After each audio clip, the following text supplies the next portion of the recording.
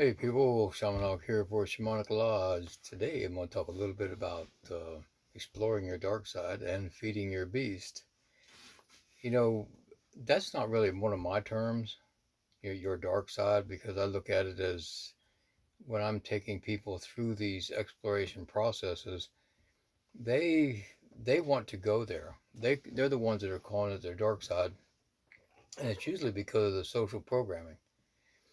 And people want to know, like, well, give me an example of that. And of course, anything to do with what would be considered taboos. I mean, it could be taboos from somebody just getting like totally blasted drunk and just passing out, and or to the bondage BDSM scene. Um, a lot of the stuff has to do with their own personal explorations of intimacies, relationships, pushing what they would call their boundaries. But when you start to listen to their story and how they grew up, their religious and social programming, it's like, yeah, but that's going to be this taboo for you because of the things you heard as a kid and church and so on. We have to look at this because in the other cultures, like pre-Christian cultures, things people call taboos today were like normal life, and they were celebrated, particularly around the sexuality issues. Fertility rites, ceremonies, different gatherings, and they just looked at it like, oh, this is how life forms. And then the Christians came along and just stomped on it. And then they just went along with anything else that might feel good, taste good, smell good. It's got, oh, it's a sin, it's bad. And so, of course, the dark side categories grew and the liberated and the freedom sides got smaller. Why would people do this? Well, the only thing I can really think of is it's easier to control the masses. You just have everything bad, and then put some severe consequence like burn in hell forever, unforgiveness by the omnipotent, loving God. And people are just going to live in fear if you really program them well enough in their religious programming. And then the social programming doesn't back up the religious programming when everybody else is like, sinner, burn them alive, torture them until they repent. And or just rejection. I mean, humans are pack animals, so they can't handle rejection very well. Because back in the early parts of humanity, and actually not until just a couple hundred years ago, realistically, a lot of places, if you were rejected by the chief or the clan, it meant death. Acceptance meant survival, and that was ingrained into people for a long, long time. Now you can pretty much be independent and live your own life and do the things you want to do. So, and then so when people talk about the things that they want to explore into their dark side, it's like, okay, I mean, I'm just hearing this, the donkey's up. So I hear all this confinement. And then right behind that is there also what they're not talking about is fear, guilt, and shame. And those are the three things that really start to inhibit and often have people backslide on their spiritual evolution and their personal growth. And those are the three things that just keep people from doing anything because those fear, guilt, and shame come around categories that could possibly end up in rejection. And so, and the rejection comes from the social clan, the group. You could lose followers on Facebook and Instagram, out of your relationship, out of your job, and people find out about these things like, oh my God, you do this, I knew people in Miami they couldn't let it be known that they go to the nude beach on the weekend. They're like, oh God, my work found out.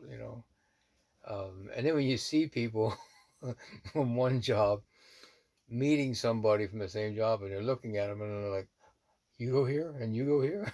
It's like, come on, people, you know. Oh, the stories we come up with, right? And so I've taken people through these different things, and um, again, that goes back to something I was saying in other videos. Shamans keep people's secrets, and sometimes they go through a couple phases of a particular issue, and then they're like, okay, I got this worked out. Okay, thank you very much. And then later on, they're like, I was thinking about this other thing, and They want to go down that road. I'm like, okay, we can do that. Therapists, psychologists, psychiatrists will not do this because I guess it all falls into their categories of taboos, dark side shit. Whereas shamanism, it looks at it as like, okay, but this is what you want to do, that's fine. Yeah, and when I talk about this, people in workshops and lectures, they say, it sounds like you have no limits. It's like anything goes. Well, that's not the case. I have my own. And this is where it's not just a personal programming, or I'm sorry, religious and social programming. It's your personal limitations. And there's things that I just don't go along with. You don't take advantage of people's innocence. Okay, that's one. You don't abuse people. You don't coerce to fit your own agenda. It's really about listening to the person. And unfortunately, I have seen it and worked with people who were abused by their spiritual leader, the alleged shaman, and so on, because that person in the leadership position wanted to do things and then told the client, student, whatever, that they need to go through these issues too, because it'll help them evolve or whatever. And when I listened to the people talking, when they were telling about this experience, they had a real gut feeling like, no, they don't want to go along with this. And okay, so don't. And this is what I always tell people when they say they want to explore things. I say, well, these are the options we can go through. Which ones would you like to do? And they can tell me, and it's like, okay. And then they say, no, I definitely don't want to go here. Okay. And they may go there later. And then after we go through the processes or explore these areas, we talk about it and like, how did you feel? What did you get from this? Why do you think you wanted to go here? And do you really consider this part of your dark side anymore? And if yes, why? If no, why? And that's the really important part, not just taking people through it, but getting their own personal analysis afterwards. Where do you see your journey? What did you get out of it? Did you get through any blockages? Did it help you in any way? So, um, you know, it's something interesting. That book that eventually became a movie. I didn't see the movie. I just saw these clips on YouTube and whatever. 50 Shades of Grey. So you get this young, beautiful woman that's going through this dark side stuff of bondage and all that with this young, good-looking billionaire. Now, here's where we start to get into the programming part.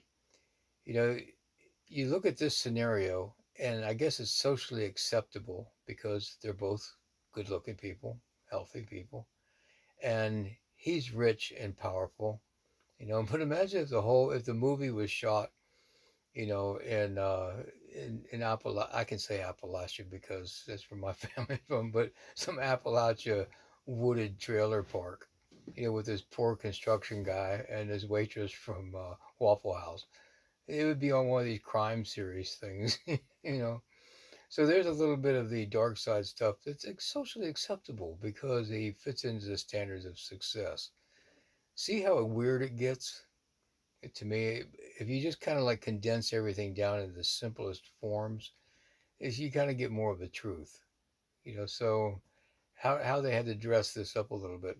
But the other part about it's interesting that it's mostly women that bought those books, and it's mostly women that go through that kind of an exploration and thing.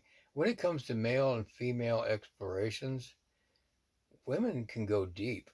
I mean, in many, many intricate avenues of exploration that I just wouldn't think of. But when I talk to female shamans, they're like, oh hell yeah! When the girl feels safe, they'll dive in and explore every crevice of that issue that the man just wouldn't even think that exists. Like that's interesting. So we're working with her for a couple of years. It helped me when I'm working with women to get the sense of where to go with some of these issues, and they have to feel safe. And of course, they're going to feel more safe with a woman. Now, on the man side, it's usually pretty cut and dry. It's about because man's world is about power, And so it's interesting that many guys in these leadership or corporate positions, will have women that I know take them through some bondage submissive stuff. And why? I mean, I've heard all kinds of things from people in the therapeutic, psychological occupations of relinquishing power. It's kind of that equal and opposite reaction. They have so much responsibility. They have so many important decisions. So many lives depend on what they decide that sometimes they want to give it all up and just, abandon self and let someone else tell them what to do and push them, past their boundaries. Interesting. I used to belong to a group, paramilitary group back in my 20s, and we would really push each other because I was doing other types of security work after the Marine Corps.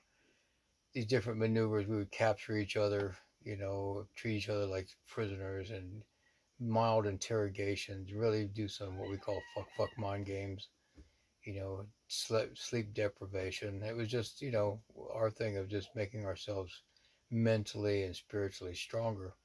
And it's interesting how you could really start to get caught up in the illusion of the game. And, you start to experience a little bit of, understanding how Stockholm syndrome can take place, especially if you're in some really shithole country doing paramilitary work and get detained for questioning, as I was for 3 days. Yeah. So, and that actually, that working with that group helped me during that process too. So when it comes down into feeding the beast, that's that dark side ego. It goes into many avenues, but I'm just going to use that label, for this video. The beast is that dark side ego part. I see that beast as just another extension of self.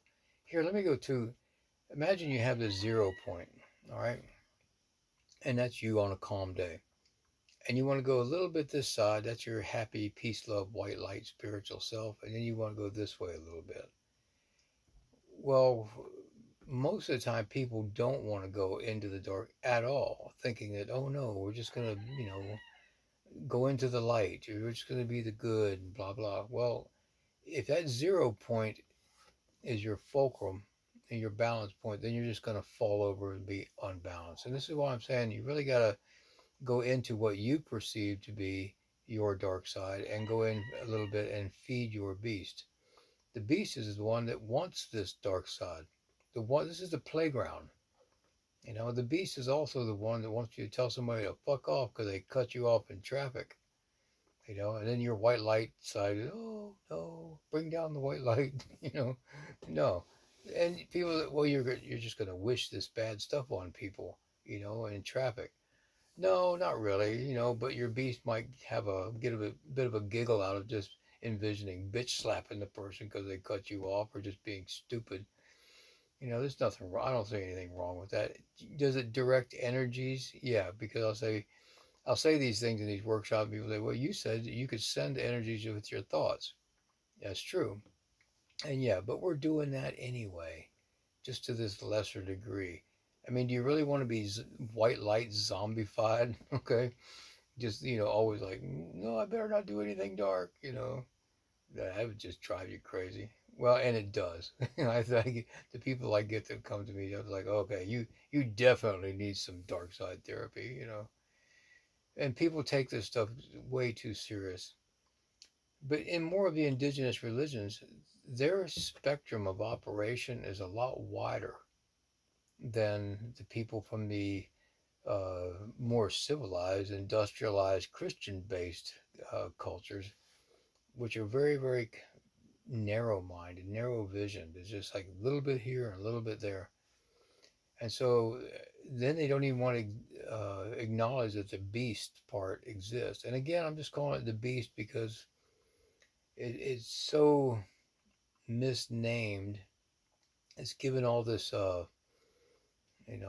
fault, blame put on it.